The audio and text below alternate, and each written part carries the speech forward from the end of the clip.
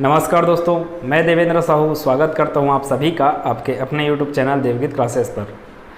देखिए, आज के क्लास में हम लोग एक स्पेशल टाइप के प्रश्नों को डिस्कस करेंगे। मैं इकाई के अंकों पे आधारित प्रश्न करवाने वाला हूं और ये जो इकाई के अंक हैं, ये कॉन्सेप्ट आपको हर एक चैप्टर में हेल्प करेगा, ऑप्शन को एलिमिनेट करने में हेल्प करता है। ठीक है, तो इकाई का अंक आप कैसे कैसे निर्धारित कर सकते हैं, उस पे आधारित आपके पास किस किस प्रकार से प्रश्न हैं, यहाँ पे एग्ज़ाम में कैसे कैसे पूछे जाएंगे, यहाँ मैं सबको लिखा हुआ हूँ। तो देखते हैं इकाई अंक का कॉन्सेप्ट क्या है। और इससे पहले आप चैनल पर नए हैं तो प्लीज़ चैनल को सब्सक्राइब कर लीजिएगा। वीडियो अच्छा लगेगा, समझ में आएगा तो ज़्यादा से ज़्यादा इसको शेयर कीजिए, और सब्सक्राइब नहीं किए हैं तो प्लीज़ सब्सक्राइब करके रखिए। ठीक है, बढ़ते हैं। मैं बोला इकाई के अंक के बारे में, तो आपको इकाई के अंक के लिए कुछ कुछ चीज़ें मैं बता रहा हूँ, उसको ध्यान दीजिए। अगर मैं 1 का स्क्वायर बोलूँ, 1 स्क्वायर मतलब कि कितना होता है 1। अगर मैं 1 का क्यूब बोलूँ तो भी कितना होता है 1। अगर मैं 1 का पावर 4 बोलूँ तो भी कितना हो जाएगा 1। इसका मतलब आप क्या समझ सकते हैं कि 1 का आप कितना भी घात कीजिए, आपको क्या मिलता है, 1 ही मिलता है। ठीक है, ये बात हुआ 1 के लिए, तो 1 में तो टेंशन नहीं है। अब देखते हैं 2 के लिए, तो ध्यान दीजिए क्या क्या बोल रहा हूँ। 2 का घात 1 मतलब कितना आ गया 2। 2 का घात 2 मतलब 4। फिर 2 का घात 3 मतलब 8। 2 का घात 4 मतलब 16। अब ध्यान दे, 2 का घात 5 मतलब कि 32। तो देखो 2 4 8 6 फिर से 2, आपको पूरे के पूरे 32 से मतलब नहीं अभी। क्यों? क्योंकि इकाई का अंक पढ़ रहे हैं। तो हर बार क्या होता है, चर के फेरे में रिपीटेशन होते जाता है किसका, इकाई के अंक का। घातें बढ़ रहा है तो कहाँ तक जा रहा है, 2 के घात 4 तक। फिर उसके बाद 2 का घात 5 किए तो आपको फिर से वही चीज़ें प्राप्त हो जाएगा। अब ये 2 का घात 5 बोलो, चाहे मैं 12 का घात 5 बोलूँ, चाहे मैं 22 का घात 5 बोलूँ, या फिर मैं बोल सकता हूँ 1 2 3 4 2 का घात 3 4 8 5। इसका इकाई का अंक क्या होगा करके अगर एग्जाम में पूछता है तो आपको दुनियादारी से मतलब नहीं, इसका इकाई का अंक क्या दिख रहा है 2। घात कितना दिख रहा है, जितना बड़ा भी घात हो उससे कोई मतलब नहीं। इकाई के अंक को देखिए, उसमें क्या है, घात 5 है। तो आपको सिर्फ मतलब है 2 के घात 5 से। 2 का घात 5 क्या देता है आपको 32। 32 का इकाई अंक क्या है 2। तो इस संख्या का कितना बड़ा भी उत्तर मिले, इकाई का अंक क्या होगा 2 होगा। ठीक है, वैसे ही आप आगे बढ़ सकते हैं। किसके लिए, 3 के लिए बढ़ेंगे। तो 3 के लिए भी देखिए, 3 का घात 1 क्या होगा 3। 3 का घात 2 क्या हो जाएगा 9। 3 का घात 3 कितना होगा 27। 27 से मतलब नहीं, आपको 7 से मतलब। क्यों? क्योंकि आप इकाई अंक वाले प्रश्नों के बारे में डिस्कस करने वाले हो। ठीक है, फिर 3 का घात 4 कितना हो जाएगा 81। फिर से देखना आप, 3 का घात 5 क्या होता है 243। ठीक है, 3 का घात 5 कितना होता है 243। तो फिर से आप देख सकते हैं रिपीटेशन, 3 9 7 1, फिर से आया 3। मतलब 3 का घात में अगर 6 करने जाऊं तो जो भी आंसर रहे उसका इकाई अंक क्या मिलेगा, अब आपको 9 मिलेगा। उसके आगे फिर जाऊंगा तो इकाई का अंक क्या मिलेगा 7 मिलेगा। ठीक है, ध्यान दीजिए इस पे, ये आपको बहुत हेल्प करता है कि किस संख्या का आप कितना घात कर रहे हो, और उतना घात करने से जो आंसर है उसमें इकाई का अंक 1 मिलता है। इस चीज़ को ध्यान रखें। अब ऐसे मैं 4 के लिए भी निकाल सकता हूँ, 5 के लिए भी निकाल सकता हूँ, 6 के लिए भी निकाल सकते हैं। ध्यान दीजिए, 6 का आप कितना भी घात कीजिए आपको क्या मिलेगा, इकाई का अंक 6 ही मिलेगा। जैसे 6 का घात मैं क्या बोला, 6 का घात 1 कितना आ जाएगा 6। 6 का घात 2 कितना लिखाएगा 36। 6 का घात 3 कितना लिखाएगा 216। देख रहे हैं हर बार इकाई का अंक क्या मिल रहा है 6 ही मिल रहा है। अर्थात 6 का घात आप कितना भी कीजिए, इकाई का अंक क्या मिलता है 6 मिलेगा। जबकि 4 की अगर मैं बात करूं, वैसे 5 का आप कितना भी घात कीजिए आपको इकाई अंक क्या मिलने वाला है 5 ही मिलने वाला है। 4 के बारे में बात करते हैं। 4 का घात 1 कितना हो जाएगा 4। 4 का घात 2 मतलब कितना हो जाएगा 16।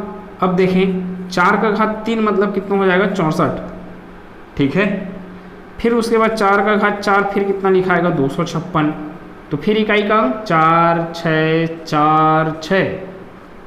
तो 4 का आप कितना भी घात कीजिए, देखिए ध्यान से देखें, 4 का अगर आप सम घात करते हो, 4 का घात 2, 4 का घात 4, इकाई का अंक क्या मिलते जाता है 6 मिलते जाता है। जबकि 4 का आप विषम घात करोगे तो इकाई का अंक क्या मिलेगा 4 मिलेगा। 4 का विषम घात कितना देगा आपको, इकाई का अंक 4 देगा। जबकि 4 का सम घात क्या देता है आपको, इकाई का अंक 6।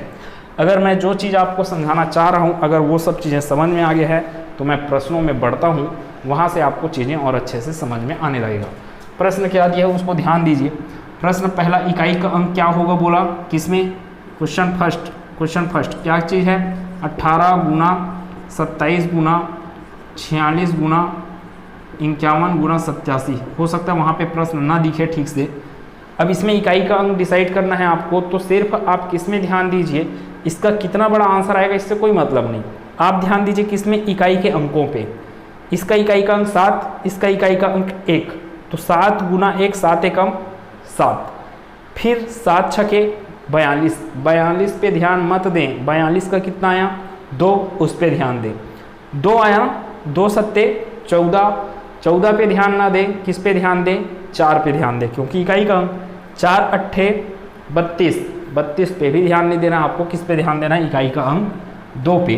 तो इतना बड़ा जो संख्या है उसका जो भी आंसर हो, है ना, इतने बड़े मतलब इतना सबका आपको गुना करना है, तो इकाई का अंक आपको क्या मिलने वाला है 2 मिलने वाला है। एक बार फिर से 7 एकम 7, 7 छके 42, 42 से मतलब नहीं 2 से मतलब, 2 सत्ते 14, 14 से मतलब नहीं 4 से मतलब, 4 अट्ठे 32, 32 से मतलब नहीं आपको मतलब है 2 से।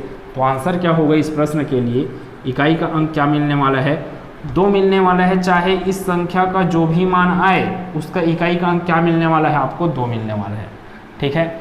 फिर वैसी सेम प्रश्न है आपका 584 इंटू 389 इंटू 476 इंटू 786। इसको आप बताइए, अगर आपको चीज़ें समझ में आया तो सिर्फ इकाई के अंकों को क्या करते जाइए, गुना करते जाइए। अगर वो 2 डिजिट 3 डिजिट में जा रहा है गुना करने से तो उससे कोई मतलब नहीं, आपको मतलब किससे, इकाई के अंक से, उस पर ध्यान रखेंगे। अब जैसे क्वेश्चन थर्ड है, क्वेश्चन नंबर थर्ड क्या बोला, 7 का घात 71 गुना 6 का घात 63 गुना 3 का घात 65। अब ध्यान दें, यही चीज़ चल रहा था। देखो मैं किसके लिए बताया, 2 3 4 5 6 इतने के लिए बता दिया।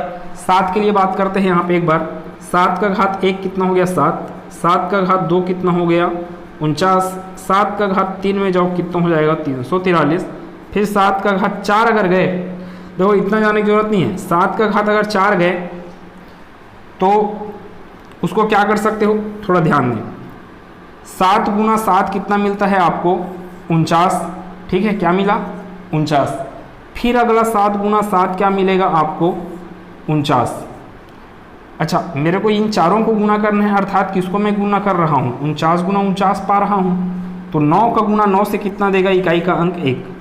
अर्थात आप 7 का घात 4 अगर करते हो, 7 का अगर घात 4 करते हो तो आपको जो भी आंसर मिले उसमें इकाई का अंक क्या मिलेगा आपको 1। 7 गुना 7 कितना मिल गया 49, फिर 7 गुना 7 कितना मिल गया 49। इन 7 का घात 4 करना है मेरे को, अर्थात 49 गुना 49 करना है, तो 9 या 81, 81 का क्या मिल जाएगा 1। 7 का घात 4 में आपको क्या मिल जाता है इकाई का अंक 1, ठीक है। अब यहाँ पे तोड़ेंगे इसको, है ना। वैसे 3 का घात वाला, तो 3 के घात 4 में आपको, 3 के घात 4 में आपको क्या मिलता है इकाई का अंक 1। या फिर देखते हैं यहाँ से क्या क्या चीज़ कर सकते हैं। 7 के घात 71 को कैसे तोड़ लो, मैं बोला घात 4 के रूप में तोड़िए, फायदा है ना, क्योंकि इकाई का अंक क्या मिल जाएगा उससे 1 मिल जाएगा। 71 को कैसे तोड़ा जा सकता है, 7 का घात 4 और इसके पूरे का घात 68 बोल सकते हैं इसको। 71 को तोड़िए ना 68 में, तो ये कितना हो जाएगा आपका 17, 17 चौक 68, होना कितना है 71। तो और क्या बनेगा, ये घातांक का नियम, आधार घातांक का नियम। 7 का घात और क्या बच गया यहाँ पे 3, देखिए 17 चौक 68 और ये क्या है 3, 68 और 3 कितना हो गया 71। अब ये क्या है 7 का घात 4, 7 का घात 4 का मान जो भी आए मेरे को मतलब नहीं, मेरे को पता है इसका इकाई का अंक क्या आने वाला है 1। ठीक है, मैं इसको तोड़ के लिखा हूँ अभी। यहाँ पे ध्यान देंगे 6 का घात क्या लिखा है 63 लिखा है, और अभी मैं बताया था आप 6 का कितना भी घात कीजिए इकाई अंक कितना मिलने वाला है 6 ही मिलने वाला है। तो कितना भी आंसर रहे इसका 6 के घात 63 का कितना बड़ा आंसर रहे उससे कोई मतलब नहीं, इकाई का अंक क्या मिलने वाला है 6 मिलने वाला है। ठीक है, इतनी बात। 3 का घात 65 में चलते हैं, तो फिर से उसको भी ध्यान दें। 3 का घात 4 करने से मेरे को क्या मिलता है इकाई का अंक 1। तो मैं इसको किस रूप में तोड़ूँ घात 4 के रूप में, जैसे इसको तोड़ा था घात 4 के रूप में, तो इसको भी मैं तोड़ लेता हूँ घात 4 के रूप में। तोड़ूंगा अगर घात 4 के रूप में तो कैसे बनेगा 3 का घात 4 से भाग जाने वाला 65 से पहले का कोई संख्या सोचिए क्या होता है 64, है ना, 16 चौक 64 होता है। तो 3 का घात 4 पूरे का घात क्या लिख सकते हैं 16, तो ये कितना हो गया 16 चौक 64, लेकिन करना कितना है आपको 65, तो एक ठोक 3 बच गया आपके पास। तो फिर गुना करके क्या आएगा 3 का घात 1, आधार समान घातें जुड़ता है, घात कितना है 64 और 1 65, तो 65 को ऐसे मैं तोड़ के लिख सकता हूँ। क्यों ऐसे तोड़े, क्योंकि इकाई का अंक आपको यहाँ पे क्या मिलने वाला है, यहाँ पे मिला 1 और इसके पूरे का घात क्या दिख रहा है आपको 17, फिर गुना 7 का घात 3 सत्ती 49, ये देख रहे हैं 7 49, फिर 49 के साथ किसका गुना करना है 7 का, तो 7 निया 63, तो 7 का घात 3 का मान 343 आया था, बताया ना 343 का इकाई का अंक क्या है आपके पास 3, 343 से मतलब ही नहीं है अपने को। फिर गुना क्या चल रहा है आपका इकाई का अंक 6, फिर गुना यहाँ पर इकाई का अंक देखिए 3 का घात 4 आपको इकाई का अंक क्या देगा 1, और 1 का आप कितना भी घात कीजिए क्या आने वाला है 1 ही आने वाला है। ठीक है, तो 1 ही आएगा, गुना 3 का घात 1 मतलब कि कितना हो गया 3। बस इकाई के अंकों को ध्यान दीजिए, ये 1 का घात 17 मतलब कि क्या हो गया 1 ही हो गया। ठीक है, तो बचा क्या आपके पास 3 6 के 18 से मतलब नहीं आपको 8 से मतलब, 8 या 24 से मतलब नहीं आपको 4 से मतलब, है ना, 24 का क्या 4, इकाई का अंक 1 है तो उससे कोई फर्क नहीं पड़ने वाला, 4 एकम 4 ही तो मिलेगा। तो इकाई का अंक यहाँ पे क्या मिलेगा इस प्रश्न के लिए आपका आंसर होगा इकाई का अंक 4 है करके। ठीक है, क्वेश्चन 3 का ऑप्शन नंबर डी। अब ऐसी क्वेश्चन 4th के लिए ध्यान दें। क्वेश्चन 4th के लिए क्या लिखा हुआ है 777 का घात 777, और इसी चीज़ को तो अभी समझाया आपको, कितना बड़ा आधार है कितना बड़ा घात है इससे कोई मतलब नहीं, आपको मतलब होना चाहिए 777 के साथ से, आधार के साथ से और घात के भी क्या इकाई अंक से ना, आधार के इकाई अंक से और घात के इकाई अंक से। तो 7 का घात 7 को बस हल कीजिए, आप आंसर लाइए। कैसे कैसे किया जा सकता है 7 का घात 7 गुना 7 गुना 7 गुना 7, कितने बार लिखते आप इसको 7 बार अगर लिखते तो हर 2 ठोक 7 आपको क्या देता है 37 49।